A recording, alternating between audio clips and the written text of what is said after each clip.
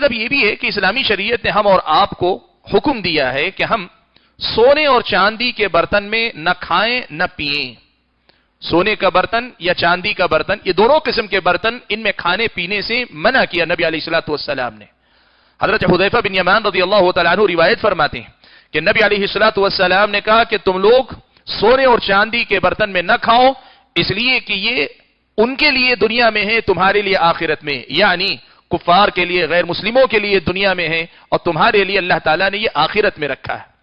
العلم نے لکھا ہے کہ اس کا مطلب یہ ہے کہ نبی علیہ الصلوۃ والسلام نے یہ کہا کہ جنتیوں کو جنت میں یہ سونے اور چاندی کے برتنوں میں کھلایا پلایا جائے گا، دنیا میں اللہ تعالیٰ نے استعمال کرنے سے منع کیا. یہاں ایک نازک سا مسئلہ سمجھ لیں.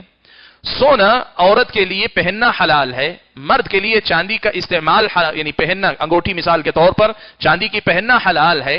لیکن مرد اور عورت دونوں کے لیے سونے اور چاندی کے برتن میں کھانا پینا اسلامی شریعت کی نظر میں ناجائز ہے، اس لیے کہ کھانے پینے کے برتن میں ان کے استعمال سے اسلامی شریعت نے منع فرمایا. البتہ پیارے نبی صلی اللہ علیہ وسلم سے اس کا ثبوت ہے کہ اگر کسی کا پیالہ ٹوٹ گیا تھا، اسے جوڑ لگانے کے لیے سونا یا چاندی استعمال کیا گیا ہے، تو پھر ایسے برتن کو استعمال کرنا جائز ہے. اہل علم نے یہی لکھا کہ اگر کہیں ایسا موقع ہو جاتا ہے کہ آپ کہیں گئے جہاں کسی برتن پہ کڑھائی سونے کی گئی ہے، یعنی نقش و نگار، یا چاندی کی کڑھائی ہوئی ہے، نقش و نگار چاندی کا اتنا ہے کہ اس کی حیثیت بالکل ویسے ہے جیسے